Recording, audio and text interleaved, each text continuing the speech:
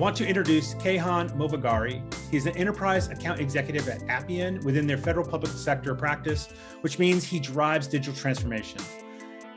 Interesting enough, he's also on the board of AFCEA Bethesda Emerging Leaders, which is something worth talking about. It's a great organization. So Cayhan, thank you for joining me today. Hey, thank you so much for having me, Jeremy. Appreciate the opportunity. So for people who haven't met you or had a chance to interact with you, talk a bit about where you're from, who you are, and what you do. Yeah. So where I'm from, I actually grew up right here in Great Falls, Virginia. I'm very fortunate to have a lot of family around still here, which is really nice. I'm the youngest of 4 boys. So I got plenty of butt kickings growing up and sort of lessons learned, which was really nice. I think that my brothers definitely paved some paths for me and helped me sort of avoid some harder mistakes, which has been very, very nice for me. One of the other things I'll say is that having 3 older brothers has been tremendous in the sense of my understanding and sort of appreciation of mentorship. I think one of the biggest reasons why I've been successful and actually stayed in the area is reaching out to mentors, people who have been successful in front of me that I look up to. So why I say that is when I went to James Madison University for college, and I wasn't really sure what I wanted to do. I had originally started studying business. From there, I thought, wow, I need to do something noble with my profession. I'm going to find a career that's going to be extremely fulfilling. So I took on the crazy, approach of going pre-med. And I thought that studying pre-medicine would set me up for a sort of fruitful life where I could be giving back and making an impact to those around me. By about my senior year, I sort of had that panic moment where I thought, although I'm getting through this, I'm not doing it with a smile on my face. It's not something I wake up and I'm excited to do every single day. What really put it into perspective for me was I had a lab partner who I met with in the morning. We had a big exam coming up, and she mentioned that she was up all night with the rescue squad, and that after our test, she was going to go volunteer at the hospital. And I thought, wow, that is so amazing. And I feel terrible that those are not the things that I want to do, but it really let me know that I need to find something else I'm passionate about. And that sort of led me to talking to people, trying to find someone who could show me what the sort of future could look like. So I had a very close friend through my fraternity who actually still works at Appian by the name of Max Block. And he's a successful account executive with our financial services team up in New York. But he mentioned that we have an opening with our CMS and our FDA team, and that really our health and human services team was trying to grow, and that there's this sort of alignment between my background studying pre-medicine and sort of my intangible abilities to communicate with others. I'm never scared of picking up the phone and doing things like that. So when I applied to Appian, I remember both my parents saying, hey, we're really happy that you're doing this, but you've worked so hard on this one path. Are you sure you want to start this? And you might not see this through. And, I reassured them that, oh no, I'll just do it for a little bit, make some money, and then it'll sort of refocus me into the medical field. And that's not exactly how it went. And although at first I think they were, I wouldn't say upset, but they were sort of wishful that other things might happen. It turned out really well. And I actually got assigned to work with an amazing team here at Appian, where I still work. And the folks who I got paired with from CMS, Gail Hall was a terrific mentor right off the bat. I think my first week, Appian had sent me out to attend one of the CMS conferences. And I'm this young 22-year-old kid dropped into the hustle and bustle of the Center for Medicare and Medicaid Services, and there's different vendor booths and all these things. And so that got me excited. That made me think, okay, this is something I could really get behind. Getting to know these folks, getting to find out where we can make impacts within these different agencies. And from there, I got to work with our FDA team, which is a tremendous team that we put together here at Appian that's worked extremely close with some folks over from the Cedar team and a couple other offices as well. But that's when Chris Malloy, who's another account executive here, really took me under his wing. showed me what kind of things it takes to be successful, how to not only be driving sort of new innovation, but also keeping up with the folks who you've worked with in the past and making sure that they're taken care of as well. So I know I've sort of bounced all around, but I feel like that's really how most people find their genuine stories. And if you had asked me 2 or 3 years ago if I thought I'd be here supporting our Department of Energy team, driving sort of innovation with their HR folks and other folks on the procurement side and acquisition, I would have never thought that. But looking back, I wouldn't change a thing. Interesting. So what did you end up graduating with in terms of degrees then? Yeah, so it's really funky, actually. I started with a business degree. Okay. Then my sophomore year, I decided to start studying pre-medicine. And at James Madison, it's actually just a track where they've taken all the different courses that medical schools look at and they put them together. So I made it about 85% of the way through that track. And that's when I had that, oh my goodness, it's the beginning of my senior year. This isn't what I want to be doing. And so I had to take a look at my credits. And in order to still graduate on time, I actually got I had a group of counselors that I was meeting with on a regular basis to see, okay, first off, financially, how can we still graduate in 4 years? And second off, how can we position ourselves for success after graduation? So what made sense for me was to take those business credits I had completed, turn that into a business minor. And I stacked as many credits as I possibly could on the sports and rec management side. Since I had done some orthopedics work, I had shadowed an orthopedic surgeon, Dr. Cartalian here in Reston, who's terrific. That is an unsolicited plug for his team. But just with that background, it turned out to be one of the best things that could have happened for me, because at the end of my senior year, the entire Heart School at James Madison is focused around building personable skills, making you as appealing to employers and as confident in yourself and your abilities to not only present, but to present ideas in a complex way. So that was really terrific for me. And it sort of set me up for where I'm at now. I think if I had stuck around at James Madison, it wouldn't have been a bad thing, but getting out of there and starting the next chapter was really important for me as well. I love that story. I mean, and it gives you some opportunity to share with others who are trying to figure out their own journey, right? Here's some decisions I made as I went, and here's how it worked out, and it can work out. But that's real. I like hearing unique stories like that where you fell into what you ended up with, right? Even though you had one plan going this way, there's something else brought you another way. And I would say their process of helping people to present themselves and get jobs must work really, really well in this kind of salesy space that you're in.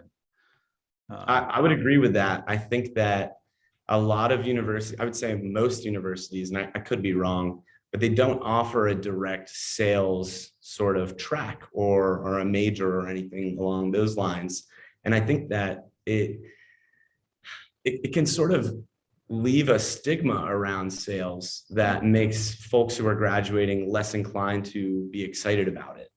And that's something that I've found to be relevant with a lot of my close friends and colleagues. A lot of folks who have been very successful in sales came out of school thinking that, sales isn't for me. And I definitely thought that way too. I was trying to do the most noble thing I thought, which was trying to be a physician. But in reality, through my work here at Appian and sort of the government folks I've gotten to support, I think I've done much more for the community than I would have done if I was still, in the library studying and cramming for tests and whatnot. That's interesting. So let's talk a bit about your other passion. I've talked about this, so I'm very excited to get it out here. So talk about your side passion, the thing that you have really taken on recently, or even going all the way back, right? Talk about your music. So music is something that means, I don't even know the right word. Without music, I think that we're missing so much in life. It's the beat of every step. And one of the biggest things for me was growing up, having older siblings, being exposed to so many different types of music. I've put behind myself here. Like 6 of my favorite musical artists or inspirations, I should say, starting with Daft Punk up here. My brother Cyrus exposed me to Daft Punk at a young age, and it was unbelievable to think of the synthesizers and the different looping patterns and all these things. And when I was young, I didn't think much of it. I was more concerned with having the best songs on my iPod and getting on the bus to show my friends the coolest White Panda mashup that is taking an instrumental from my favorite album, the Chronic, that's my favorite rap album, and layering it over some sort of electronic dance music line. I thought that was the coolest thing. So when I went to college, there started to be this environment where, hey, we need someone to play music, we need to get the party going. What do we do? And that's where I started reaching out to my brothers, some friends, and pulling together these playlists that I would just throw on for our parties. So by the end of my senior year, I had just been doing the fraternity DJ gig for me and my buddies. And we had a very big EDM artist come to the Harrisonburg area. And one of my close friends, he's a mentor and a friend, honestly. His name's Derek Attardi. He goes by the DJ name D-Rock. He reached out to me and said, hey, I know you got a really great group of friends that would come out and support. I'm opening for this big EDM DJ. His name is Slushy. I would love if you could open. And at this point, I had never owned a mixing board. I had never downloaded the software for anything. And I was just so excited. I said, yep, absolutely. I'll be good to go. We're going to make it work. This is going to be awesome. And I think that next day I ended up buying a used little DDJ2 board off of one of my buddies. This is a Pioneer mixing board. And my buddy let me, have his old one. And I started just going through YouTube, trying to figure out, where do I cut the low? Where do I bring in the high of the next song? And at what point do I want to loop things to transition them out? And so that was difficult for me, but that was sort of the first exposure I had to mixing or DJing.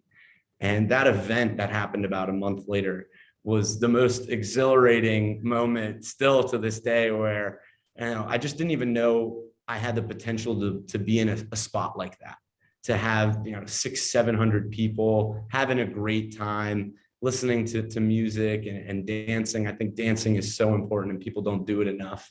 So after that, I spoke with Derek and I was like, this was really special. I can't thank you enough. What's sort of the next step? And he's like, you just got to start building your brand and sort of getting a following going. And so I have another buddy named Keenan Han. He goes by the stage name Lizard, and he's worked with some of the biggest names in the industry. So he sat me down and showed me little tips and tricks here and there. And so that really helped build my confidence. And then from there, before COVID, I actually did a show here in DC that was a huge disaster in my mind. Oh, no. We ended up I had some buddies who were at the front of the stage and I got so excited. It was right when the gig had started. I pulled them up on stage, and the folks who were running the venue, it was Union Stage in the Wharf. They were like, listen, we like what you're doing here, but we don't like the way you're bringing people on stage. This is becoming a hazard. And so they actually ended the show early. And I had such a bad taste in my mouth because I felt like I let down so many people who had come and were so excited to, meet folks, be a part of, some exciting sort of spectacle. And then COVID hit. So I didn't even think about mixing music, doing anything like that for maybe 8, 9, 10 months. And while this was going on, my buddy and I, my roommate Ryan, actually started a vinyl collection. And I just saw him, different albums and records and things, and it just made me miss it a lot. And when I was doing it previously, I had a buddy from school who I was doing it with, and we had talked about if we want to continue. And he said, he's working at Bloomberg now. He's got a really great career going for himself. And he thought, this isn't really what I want to keep doing, but he was supportive of me continuing. And from there, I had just by chance gotten in touch with a buddy who had started a promotion company. And he said, hey, we're trying to get some folks out here. We the restrictions around COVID have lifted. We want to do a safe sort of maintained social distancing music experience outside.